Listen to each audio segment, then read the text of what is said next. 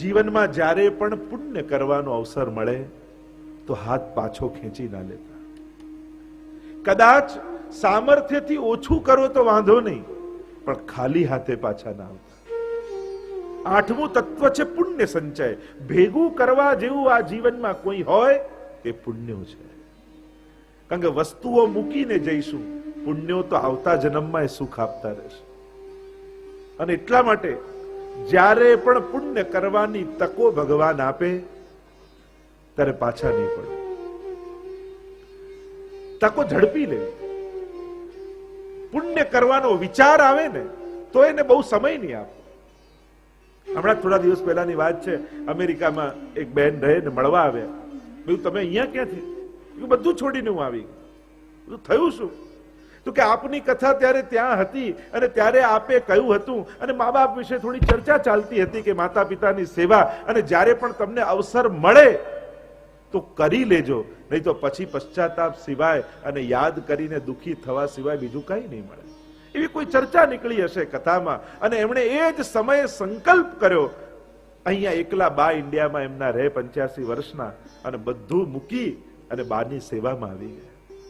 અને કહ્યું કે હું જ્યારે આવી 3 મહિના સાથે રહીને 3 મહિનામાં મારા બા ગુજરી ગયા, અને હવે એમ લાગે જો હું ન આવી હોત તો બાનો સંગ અને સાથ મને મળ્યો ન હોત.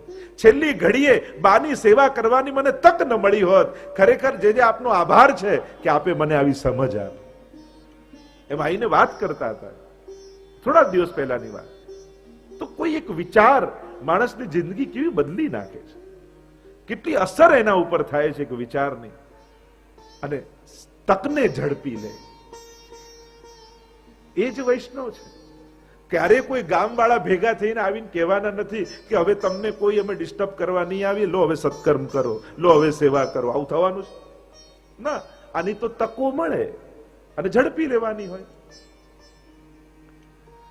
જો ન ભાવે એને નિભાવે ને એ જ વૈષ્ણવ છે. અનુકૂળ લોકોની રાહ જોતો રહે એ ક્યાં થવાનું?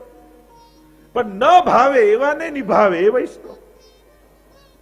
એટલે બધા અનુકૂળ થઈને આપણી નજીક આવે અને પછી આપણે એને પ્રેમ કરીએ, પછી દયા રાખીએ, પછી સેવા કરીએ, આવું થવાનું નથી. તમારી અંદર સ્વીકારવાની વૃત્તિ છે એ વૈષ્ણવ છે. તો પુણ્ય સંચય. 9મી વાત, પરંપરાનો નિર્વાહ. તમે જે પરંપરામાં છો, એક કુળ પરંપરા અને બીજી વૈષ્ણવી પરંપરા, આ બંને પરંપરા છે. હું તો નસીબ વાળા તમને કહું છું. ઘણીવાર લોકો કદર ન કરતા હોય, પણ તમારા ઘરે કોઈ એવું પાત્ર પત્ની કે પતિ રૂપે મળ્યું છે કે તમે ભગવાનને જે દિવસે ભૂલી ગયા હો અને તમને યાદ અપાવે આજે આ તહેવાર છે, પગે લાગીને જાઓ તો પોતાની જાતને ભાગ્યશાળી માનજો. આજે આ ઉત્સવ છે, લો કણિકા મિશ્રી લઈને જાઓ. આવું યાદ અપાવનાર બી ઘરે કોઈ હોય ને તો પોતાને નસીબ વાળા ગણવા. પણ ત્યારે આપણને કદર ન હોય, ત્યારે આપણને એનું મહત્વ ન હોય કે આ તો કે, પણ આવું કહેનાર પણ મળ્યું એ ભગવાનની મોટી કૃપા છે. બાળકોને કહીશ કે તમારા પર આ ભગવાનની કૃપા માનવી કે તમે ચાલતા થયા ત્યારે આંગળી પકડીને માતા પિતા હવેલી લઈ ગયા. આ તમારું નસીબ છે કે તમે આવા માતા પિતાના ઘરમાં જન્મ લીધો છે. તમારું અન્નપ્રાશન કરાવ્યું ત્યારે ઠાકોરજીની પ્રસાદી સખડી મોઢામાં પધરાવી, તમારું સૌભાગ્ય છે. તમે બોલતા શીખ્યા ત્યારે બાળકને માતા પિતાએ કહ્યું બેટા રાધે રાધે બોલ, અને તાળી પહેલા પાડી તો રાધે રાધે નામની પાડી. આ તમારું ભાગ્ય છે, આ નસીબ છે કે આવા કુળમાં તમે પુત્ર બનીને, પુત્રી બનીને, વહુ બનીને, જમાઈ બનીને આ બધા સંબંધોથી જોડાયા છો. એ સૌભાગ્યની વાત છે. નહીં તો ગામમાં ફેરવનારા તો ઘણાય મળે, નહીં તો એવાય મળે ચલ ને બેટા ગલ્લે જઈને ઉભા રહીએ. એ તો એવાય મળી શકે. કોણ કે તમને હવેલીના પગથિયા ચડાવ્યા, તમને ગુરુના દંડવત કરાવ્યા, તમને ઠાકોરજીને દંડવત કરાવ્યા, અને તમારી સમજ ખીલી તો આ સંસ્કારો સાથે ખીલી. આ તમારું સૌભાગ્ય છે. અને એટલા માટે એને સાધારણ ન ગણતા. આ તમારી પરંપરા તમારે જાળવવાની છે. એનાથી જ તમારી ઓળખાણ છે અને એનાથી જ તમારા પરિવારનું ગૌરવ છે. અને આમ છેલ્લી વાત, આ 9 તત્વોની ચર્ચા તો કરીએ ભાગવતમાં, ફળરૂપે પણ પ્રાપ્ત કરીએ, પણ 10મું તત્વ એ પ્રભુ સેવા છે.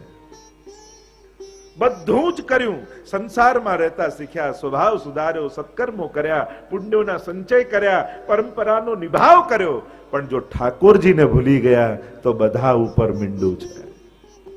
જેના ઉપકારથી, જેના આશીર્વાદથી સુખ મળ્યું, એ સુખ પાછું એના સુધી ન પહોંચાડ્યું તો ક્યાંક આપણે આપણા કર્તવ્યને ચૂક્યા છે. જેને ઘર આપ્યું, એ ઘરમાં જેને 2x2 નો ખાનું આપણે ન આપી શક્યા તો આપણા જેવો દુર્ભાગી બીજો કોઈ નથી. જેને પેટ ભરીને 2 ટંક જમાડ્યા, એને કટોરી મિશ્રીય ભોગ ન ધરી શક્યા તો આપણા જેવો દુર્ભાગી બીજો કોઈ નથી. અને એટલા માટે પ્રભુ સેવા આ પુષ્ટિ માર્ગનું, વૈષ્ણવી જીવનનું, અરે દરેક જીવાત્માનું મહત્વનું જીવનનું પાસું છે.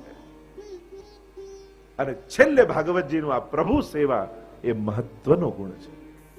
તો આમાં 10 તત્વો કોઈ ને કોઈ પ્રકારે આપણે પ્રાપ્ત કરીશું, યા એની ચર્ચા કરીશું કેન્દ્રમાં રાખીને, અને એક એક પ્રસંગોને આ દ્રષ્ટિકોણથી જોવા છે કે આ 10 તત્વો આપણા જીવનમાં પ્રવેશ કરે અને એક આદર્શ વ્યક્તિ, વ્યક્તિત્વ અને વૈષ્ણવ બનીને આપણે જીવી શકીએ. શ્રીમદ ભાગવતજીનું મહાત્મ્ય 6 અધ્યાયમાં પદ્મ પુરાણમાં આપવામાં આવ્યું છે. 2 જગ્યાએ મહાત્મ્યની કથા છે, સ્કંદ પુરાણ અને પદ્મ પુરાણ. 6 અધ્યાય એટલા માટે કારણ કે ભગવાનની કથા છે, ભગવાન 6 ગુણવાળા છે. અને આ ભાગવતજી પધરાવવા એટલે, આ માથે ભાગવતજી લઈને શોભાયાત્રા કરવી એટલે એનો સંકેત એ છે કે હવે જીવનમાં પગલું ઉપાડીશ યા ચાલીશ તો માથે જેને પધરાવે એવા ભાગવતજીએ જે માર્ગ બતાવ્યો છે એ માર્ગ ઉપર હવે હું ચાલીશ. આ ભાવના આપણી શોભાયાત્રાની છે. કે આ શોભાયાત્રા માથે લઈને કેમ પધરાવાનું, એનું કારણ જ હવે મારા માથે ભાગવતજી બિરાજે છે. હવે હું એમને શરણમાં આવ્યો છું. હવે એ જે માર્ગ બતાવે એના ઉપર મારે ચાલવું છે. મારે મારા જીવનને સફળ કરવું છે. અત્યાર સુધી આપણા જીવનને સુખી કરવાના વિચારમાં હતા, મારે મારું જીવન સુખી બનાવવું છે. હવે ભાગવતજી દ્વારા એક નવો વિચાર મળશે, હવે મારે મારા જીવનને સફળ બનાવવું છે. કારણ કે જ્યારે ઉત્તમ વિનિયોગ થાય ત્યારે જ એની સફળતા સાર્થક. જન્માંતરે ભવેત પુણ્યમ તદા ભાગવતમ લભેત, એમ ભાગવતના મહાત્મ્યમાં કહ્યું, જન્મ જન્માંતરના પુણ્યોનો ઉદય થાય ત્યારે આપણા દ્વારા સ્વયં ભગવાન ભાગવત રૂપે પધારતા હોય. કારણ કે આ ભાગવતજી સાધારણ નથી, આમાં 24 અવતાર બિરાજ. તમને એમ થાય 24 અવતારોના મંદિરની યાત્રા કરવા જાઓ, કેટલાય મહિનાઓ નીકળી જાય પણ 24 અવતારના મંદિરની યાત્રા ન થાય. પણ આ એક ભાગવતજીની પરિક્રમા કરો તો 24 અવતારના મંદિરની પરિક્રમા થાય. તમને એમ થાય કે ભારતના સમસ્ત તીર્થોની પરિક્રમા કરું, સમસ્ત દેવતાઓને બોલાવું, તો સંભવ નથી. પણ એક ભાગવતજી બેસાડો તો સમસ્ત તીર્થો અહીંયા આવીને વાસ કરે, સમસ્ત દેવતાઓનો વાસ ત્યાં થઈ જાય. અને જ્યારે તમે ત્યાં બેસો છો ત્યારે દેવતાઓ એક જ શબ્દ બોલતા હોય છે, તથાસ્તુ તથાસ્તુ તથાસ્તુ. અને તમારા મનની સઘળી મનોકામનાઓ એ તથાસ્તુ શબ્દથી પરિપૂર્ણ થઈ જતી હોય. નંદના કુંવરિત बहुरंग रसिया हमारे कारण वालों ब्रजे वसिया अतिरे आनंद भर नंद घेर जयशु दर्शन करीने सुखिया एक साथ. अतिरे आनंद भरा आवो मारे अंगे श्याम सुंदर वर बैठा छो संगे. मदभागी हैं हम लोग, भागवत के मध्य में विराजमान है. ये तो कल्प वृक्ष है, निगम कल्प तरोर गलितम फलम शुक मुखाद अमृत द्रव संयुतम पीबत भागवतम रसमालयम मुहुरहो रसिका भुवि भावुका। ये तो कल्प वृक्ष है, यहां जो जो मनोकामना करोगे पूर्ण होगा। तो श्रीमद् भागवत 7 દિવસ સુધી આપણે એનું રસપાન કરવાના છે. તમે સ્વયં ભગવાનને પીવાના છો, ભગવાન તમારા અંતઃકરણમાં પધારવાના છે. એટલે મહદભાગ્યની વાત છે. આ મહાપુરાણ છે. પુરા ભવમ ઇતિ પુરાણમ, જે પહેલા થઈ ગયું, યા પુરા નવમ ઇતિ પુરાણમ, જે સદાય નવું છે એને પુરાણ કહેવાય. શાસ્ત્રો ક્યારે પણ જૂના થતા નથી. ઘણા કે આટલા હજારો વર્ષ પહેલા કથાનું આજે શું કામ? અચ્છા, તો આજે ક્રોધ જતો રહ્યો, ઈર્ષા જતી રહી, લોભ જતો રહ્યો, દ્વેષ જતો રહ્યો છે ને, તો એ જ દવા ખાવી પડે. અને તમને એવું લાગે છે કે પહેલા કરતા આ બધું વધ્યું છે? ઓ, તો આની હવે વધારે જરૂર છે. જો પહેલા કરતા આ વધ્યું હોય તો આ દવાની હવે વધારે જરૂર છે. આ તો સદા કાલ માટે શાશ્વત છે. જ્યારે જ્યારે પણ આને, મેં તો જીવનમાં અનેક જગ્યાએ જ્યારે યાત્રા વિશ્વભરમાં કરીએ છીએ અને આ ભાગવતજીનો પ્રભાવ એવો જોયો છે, ભગવાનમાં ન માનનારા પણ લોકો 7 દિવસ શ્રવણ કરી અને ભગવાનને માનતા થઈ ગયા. અને હું તો એટલે જ ભાગવત કથા જ્યારે જ્યારે પણ શરૂ થાય ત્યારે પહેલા જ કહી દઉં કે આજે પહેલા દિવસે બધા પોતપોતાની સેલ્ફી લઈ લેજો ચહેરાની. કારણ કે 7મા દિવસે આજ તમારી આંખો કંઈક જુદી હશે, તમારા ચહેરાના ભાવ જુદા હશે, તમારી વાણી કંઈક જુદી હશે. આ ભાગવતનો પ્રભાવ છે. અહીંયા સ્વયં ભગવાન છે આ શબ્દોમાં. આ સાધારણ શબ્દો નથી. આ કોઈ સાહિત્યકારની કોઈ કલ્પના કે રચના નથી. આ ભગવતા પ્રોક્તમ ભાગવતમ, જો ભગવાનને ખુદને કહા હૈ. કારણ કે ભગવાન અને ભગવાનની વાણી આ બંનેમાં કોઈ ફરક નથી. એટલે કે તમે ભગવાનની વાણીનું ગુણગાન કરો એટલે કે ભગવાન અત્યારે તમારા મુખમાં આવીને બિરાજ્યા છે. ભેદ નથી, એક જ છે. અને એટલા માટે આ 7 દિવસ મહોત્સવને કોઈ સાધારણ લૌકિક પ્રસંગ જેવો પ્રસંગ ન ગણતા. આ ધામ હવે ભગવત ધામ બની ગયું. ભાગવતજી વિરાજી ગયા. જે આનંદ અને જે લાભ નાથ દ્વારા જઈ શ્રીનાથજીને દંડવત કરીને મળે, એ જ લાભ અને એ જ આનંદ ભાગવતજીને દંડવત કરીને મળશે. આ એવી દિવ્ય ગાથા છે. આનું ખૂબ જ મહત્વ આપણા આચાર્યોએ, સમસ્ત આચાર્યોને, એમાં પણ મહાપ્રભુજીએ તો સમગ્ર હિન્દુ ધર્મમાં ભાગવતજીને પ્રમાણ ગ્રંથ રૂપે સ્થાપિત કરે. એ પૂર્વ ભાગવતજીને પ્રમાણ ગ્રંથ રૂપે ન સ્વીકારતા. મહાપ્રભુજીની આ દેન છે કે એમણે ભાગવતજીને પ્રમાણ ગ્રંથ રૂપે સ્વીકૃત કરાવે.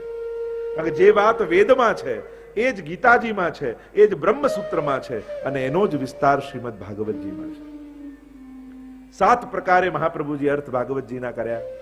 શાસ્ત્રે સ્કંધે પ્રકરણે અધ્યાયે વાક્યે પદેક્ષરે એકાર્થ સપ્તદા જાનન અવિરોધેન મુચ્યતે. ભાગવતાર્થ પ્રકરણ અને સુબોધિનીજી આ બંનેમાં 7 પ્રકારથી મહાપ્રભુજી ભાગવતજીને સમજાવ્યું છે. અને એને આધારમાં રાખી અને આપણે 7 દિવસ સુધી ભાગવતજીના રસપાન કરવાના છે. શ્રીમદ ભાગવતજીમાં એવો ક્રમ હોય છે કે સૌથી પહેલા પદ્મ પુરાણને અંતર્ગત 6 અધ્યાયમાં જે મહાત્મ્યની કથા છે એનું ગાન કરવામાં આવે. કારણ કે મહાત્મ્ય સમજાય ને તો જ વ્યવહાર અને વિનિયોગનો વિવેક આવે. જે વસ્તુની મહત્તા જ તમારા હૃદયમાં નથી, એ મહાન હોવા છતાંય એની મહાનતાનો, એની દિવ્યતાનો તમે લાભ નથી લઈ શકતા. કારણ કે એની મહત્તાથી તમે અજાણ છો. અને એટલા માટે મહાત્મ્યની ગાથા કહેવામાં આવે. એક ધોબી હતો ને રોજ કપડા ધોવા આવતો, એટલે સંત પાસે પારસમણી હતો અને એને ધોબીને આપ્યું ને કહ્યું, એને થયું કે આ ગરીબ છે તો આ પારસમણી આપું, સુખી થઈ જાય. આપીને નીકળી ગયા અને પાછા વર્ષ થયું અને પાછા આવ્યા. ધોબી પાછો કપડા ધોવા આવેલો. પૂછ્યું કે મેં તને પેલો મણી, અરે બહુ સારો, અરે નાવામાં એટલો કામ લાગતો, રોજ ઘસી ઘસીને નાવું છું. અરે પારસમણી છે, સોના લોખંડને અડાડે તો સોનું બનાવી દે. ધોબીએ કહ્યું આપતા પહેલા કહેવું જોઈએ ને. તમે મહાત્મ્ય ન કહ્યું તો એનો શું ઉપયોગ કરવો એનાથી અજાણ રહ્યો. અને એટલા માટે શ્રીમદ ભાગવતજીના મહાત્મ્યને ગાવામાં આવે છે 6 અધ્યાયમાં. प्रवेश करिए महात्म्य की कथा में। पहले ही श्लोक में व्यास जी ने मंगलाचरण किया है। मंगल आचरण वही मंगलाचरण है। और मंगल रूप है कौन? मंगलम भगवान विष्णु मंगलम गरुड़ध्वज। इस विश्व में मंगल रूप कोई जो है तो वह परमात्मा है, परमात्मा का नाम है।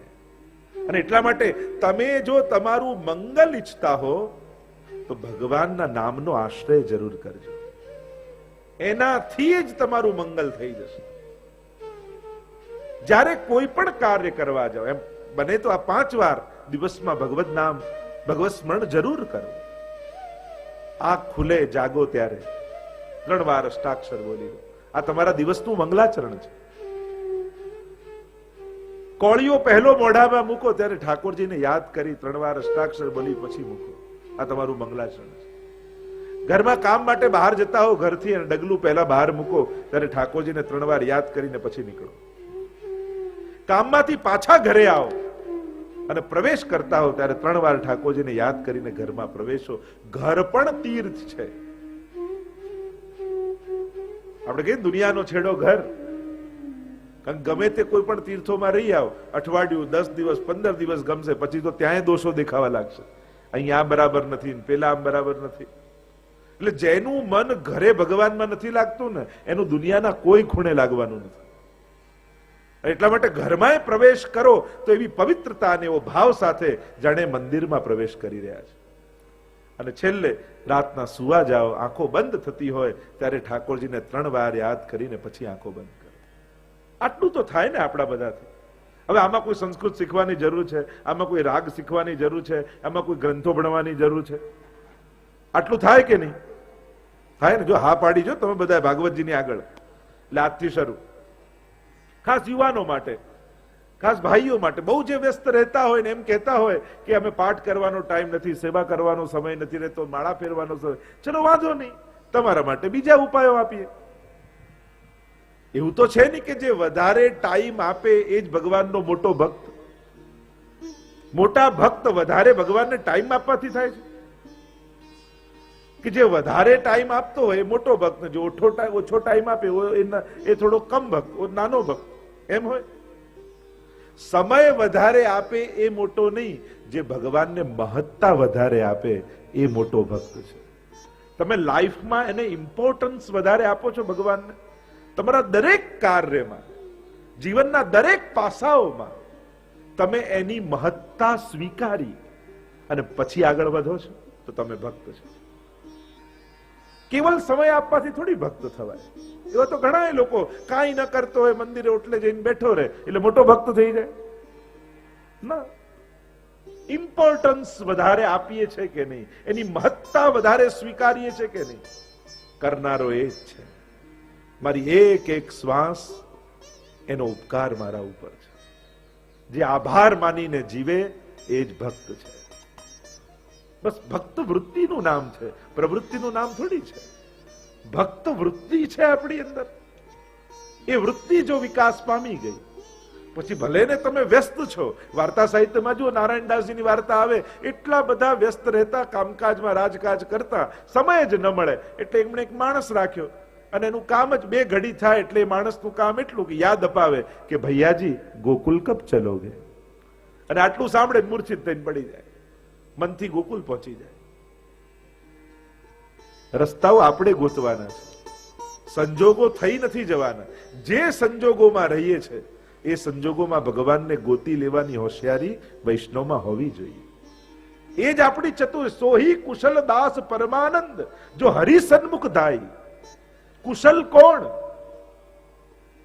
કુશલ અને હોશિયાર એ જ છે જે લૌકિકમાં રહેતા રહેતા પણ ભગવાનને ગોતી લે, સંસારમાં રહેતા રહેતા પણ એનું સ્મરણ ન ચૂકે, એ જ હોશિયાર છે।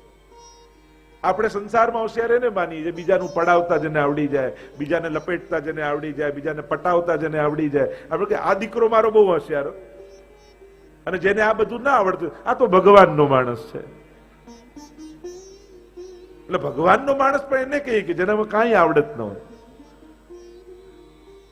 તો ભગવાનનો માણસ અને કુશલ એ છે જ્યાં સંસાર અને લૌકિકતાની વચ્ચે રહેતા રહેતા પણ એવી ક્ષણો ગોતી લે જેમાં પ્રભુનું સ્મરણ થઈ શકે।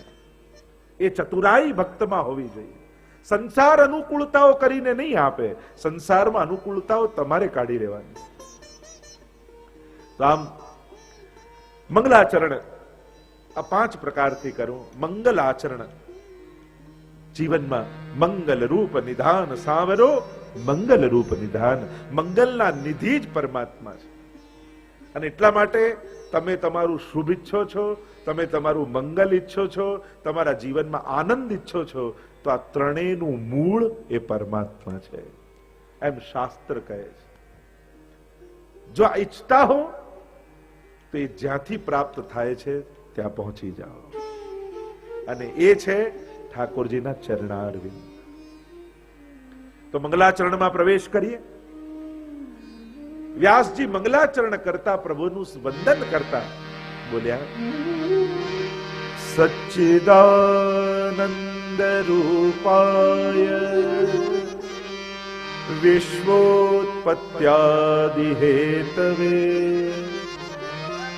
તાપત્રય વિનાશાય શ્રી કૃષ્ણાય વયમ નમઃ. सच्चिदानंद रूपाय. मंगलाचरण किया व्यास जी ने, प्रभु का स्वरूप, सामर्थ्य और स्वभाव तीनों का परिचय कराया. તમે જે પરમાત્માની કથા સાંભળવા જઈ રહ્યા છો એ કેવો છે, એનું સ્વરૂપ કેવું, સામર્થ્ય કેવું ને સ્વભાવ કેવો. કારણ કે પરિચય વગર પરિણય કેમ થાય? એટલે સૌથી પહેલા પરિચય કરાવ્યો કે જે ભગવાનને ભજવાનું કહીએ છે, જેના શરણે જવાનું કહીએ છે, જેની કથા સાંભળવાનું કહીએ છે, એને તમે જાણો છો ખરા? એને તમે ઓળખો છો ખરા? કારણ કે તમારા ઈષ્ટને જ્યાં સુધી સર્વ સમર્થ નહીં જાણો ત્યાં સુધી એનામાં નિષ્ઠા નહીં આવે. એટલે પહેલા પરિચય કરાવ્યો. સચ્ચિદાનંદ રૂપાય. રૂપાય સૌથી પહેલા કહેવાય. આ કોઈ નિરાકાર બ્રહ્મની વાત નથી હો. રૂપાય આ તો એવો સુંદર પરમાત્મા છે કે જેને આંખો બંધ કરી, જેમાં મન ધ્યાન લગાડવું ન પડે, આંખો ખોલીને કેવલ એના મુખારવિંદ સામે જોઈ લો ને તોય મન એનું થઈ જાય. એવા રૂપ વાળા પરમાત્માની કથા છે. એટલે આંખો બંધ કરીને ક્યાંય કણકણમાં વ્યાપેલો ને આમ વ્યાપક છે ને વિરાટ છે એ ગોતવાની જરૂર નથી. એક લાલનનું સ્વરૂપ લઈ આવો અને એના મુખારવિંદ સામે જુઓ ને તોય મન એનું થઈ જાય.